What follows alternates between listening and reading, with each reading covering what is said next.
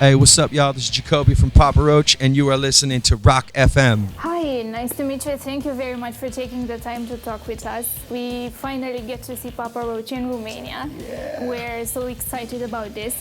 So you're in the middle of your European tour. How is tour life treating you? Oh, well, first off, thanks for supporting P Roach. You know, we appreciate it being on your channel here, and stoked to be in Romania for the first time. Never been here. Very excited about the show. We know the fans are very excited. I met some fans out earlier today, and they were just like, "Oh, we're so happy to see you guys. We've never seen you before." And so it's nice to come someplace new and know that there's a general level of excitement around our performance, as well as, you know, our brothers in Hollywood Undead and Ice Nine Kills, and it's going to be a banging night. And I took my bicycle out today, rode around the city a little bit. Did you get a chance to visit something? Yeah, I ran some cars off the road. I'm like, get out of my way. I'm kind of crazy on my bike. I had a good time out there. And the traffic was good with you? Oh yeah, it's pretty wild. People are driving crazy out there, but you know, I'm crazy too, so I fit in just fine. A perfect fit. Yeah, it's good. It's my people. I have to ask you something. I know Jerry had to get out of the tour because he broke two fingers. Yes. How is he feeling now? Is he gonna join the tour back? Not on this tour. He broke his fingers. He got surgery. They put 8 pins in his finger, and so he's actively recovering right now. He's doing physical therapy. It should take 5 to 6 weeks for it to recover completely, and so he had to go in and get surgery, and they had to like reconstruct his bone. And it's a bummer, you know, for a guitar player. That's like very frightening. You know, kind of similar in line with what I've had to go through. I had a couple surgeries on my vocal cords throughout my career, and so I know how terrifying that could be. But he actually just surprised us, didn't tell anybody in the band, showed up in Munich, Germany to come support us, and came and hung out with the band for a week. Oh, that's and that was really cool. It was good to see him, you know, because we've never stepped on stage without Jerry. Jerry's always been the guitar player, and but fortunately we've had Anthony Esperance Tobin, our bass player's younger brother. He's been out touring with us, playing backup guitar, keyboards, percussion, and backing vocals, and so we just were like, hey man, it's time to step up to the front of the stage for this tour, and he's doing a great job. How did the fan cope with Anthony? Oh, so far it's been great. They're very welcoming to Anthony, and Anthony's doing a great job, you know, trying to fill Jerry Horton's shoes. Those are big shoes to fill, you know, so but he's doing a great job, and it's really it's cool that we were able to continue the tour, because, you know, we were on the phone talking about this. We're like, fuck, what are we gonna do? And Jerry was like, you guys, we gotta make this tour happen. We gotta find somebody to just come fill in, and that was the general consensus of the band. And so we're out here doing it, and we're having some of the best shows of our career, as far as attendance and people coming out. And you know, Jerry came out and was, you know, got to witness some of it, and he's like, man, I wish I could be part of this. Like, it's tough for him, you know, but Freddie Mercury from Queen said the show must go on, so the show must go on. I saw huge crowds of people in this tour of yours, and you have a big fan base here in Romania too, like you said. So is the European public any different than the USA public? The fans are different? I love European fans, man. European fans are up here. American fans are cool, they're great. There's just a different energy, just a more like excitement around rock music. And I don't know, maybe in America we're a little spoiled, you know, because bands come around every week. There's a new national band coming through town, you know, whereas, you know, it's just a higher level of excitement around rock and roll, and we love that. We feed off that, so that's why we're here.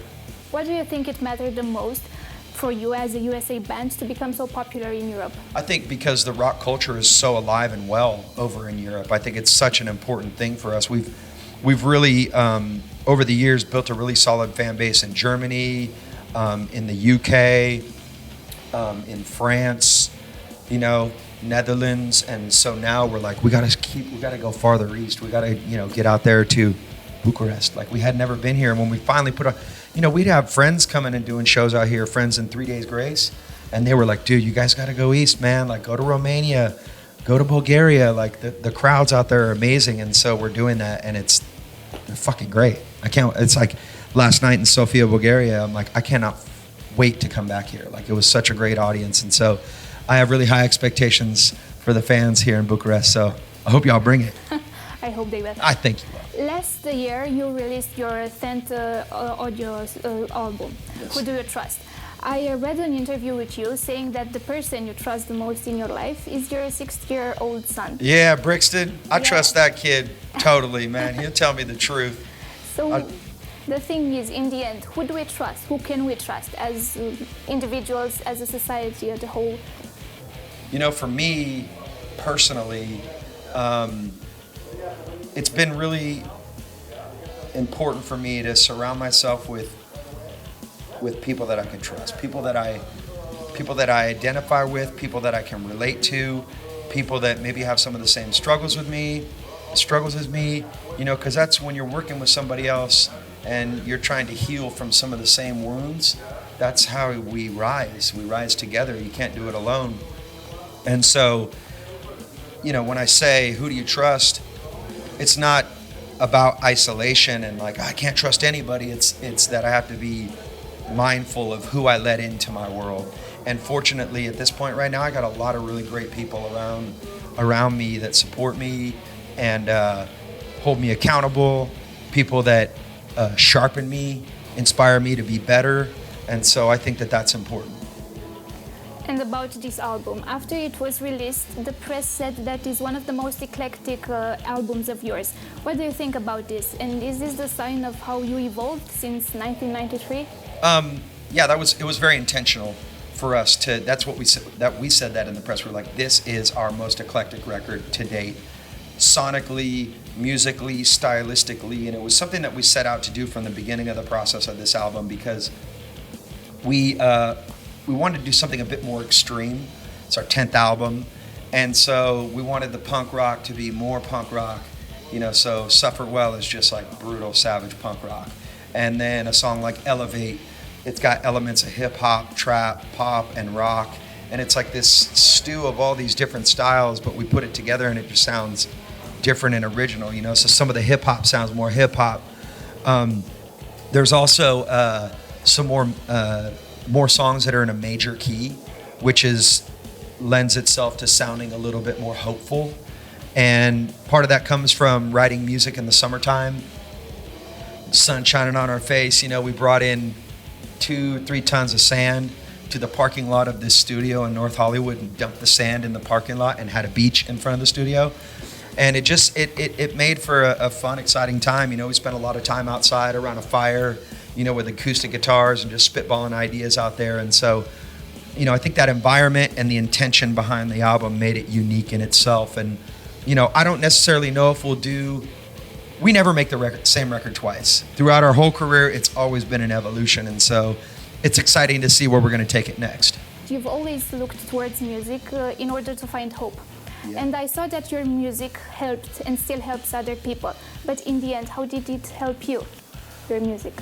You know, for me, it's been one of those things since the beginning where I can just open up and be vulnerable and be honest and be real and talk about my struggles and the things that, you know, make me angry or that frustrate me or the things that I hate about myself that I want to change, and just be brutally honest through the music. And through that, you know, traveling the world since 2000 and meeting so many fans that could identify and relate to our music on such a deep life level, it really was a realization for me, like, all right, you're not alone in these struggles. Like, you're not terminally unique, you know, like everybody, no matter if you're rich or you're poor, you're famous or you're not, or, you know, you got a day job or you live life with a silver spoon in your mouth, everybody's gonna have struggle, whatever, it's just, you can't escape it. And so for me, music has always been that way to, I guess, find a healthy outlet for those moments in my life and for those struggles that I've had. And, you know, we're actually been doing this thing online where we're reading people letters. Of Papa Roach. Yeah, people of Papa Roach, you know, where we're reading these letters from fans and they're telling their story. And it's just, it really, people have been through some hard shit out there. And so I commend the people that wake up every day and fight for their life and stand up for themselves and chase after the best version of themselves, because this life is not easy, but also it's not supposed to be easy. Like, if life was all perfect, like, there's no love without pain, and there's no peace without war, right? And there's no serenity without conflict. And so to be able to understand both sides, the duality of life, and be able to understand the darkness and appreciate the light and follow the light. Like that's for me, that's the goal, is to just keep following the light and understand that my darkness will always be there. It's just, which one am I feeding? Am I feeding the good wolf or the bad wolf? You know what I mean? Yes. Which was the most uplifting story you've heard from your fans?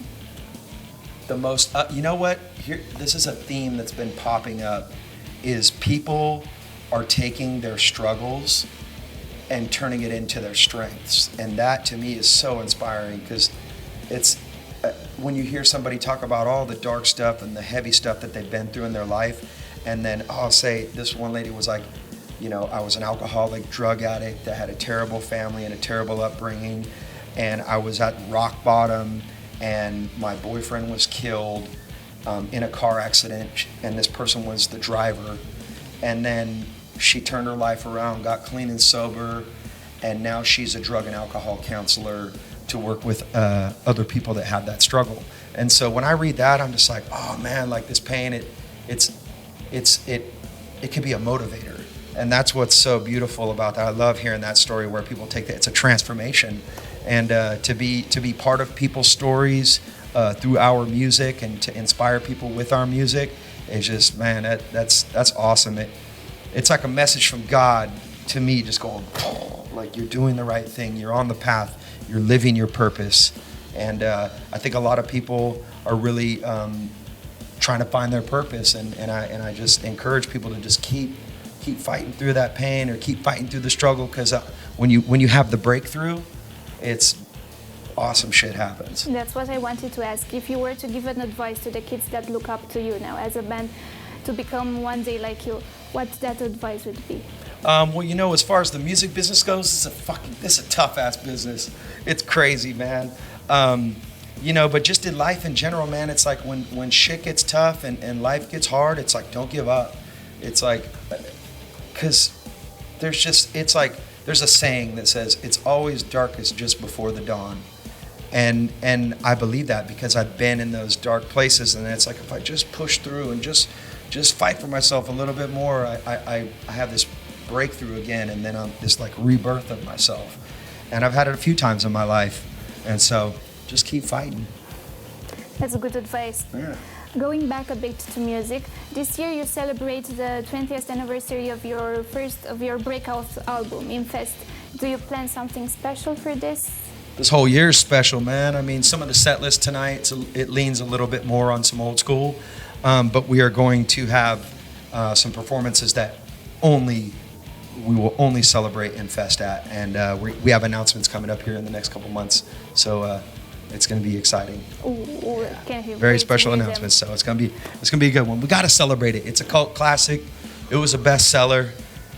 Wow, what a crazy time for us. 20 years. 20 years later, we're still doing it, still loving it. You finally came to Romania. I know. I'm sorry. We should have came here sooner. Better late than never. That's right. I have a feeling we're going to want to come back. We hope so.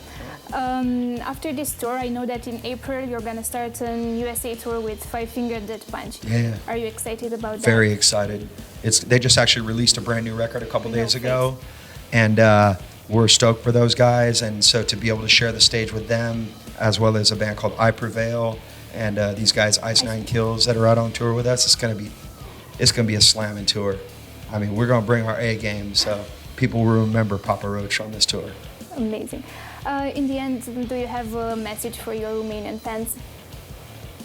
Sorry we made you wait so long, but we're going to throw this shit down tonight, and we're definitely going to be coming back. We love you guys. God bless. Can't wait to see you tonight. Thank you very much, Jacoby. Yeah, thank you. It was a pleasure talking to you. Appreciate it. Pleasure talking with you.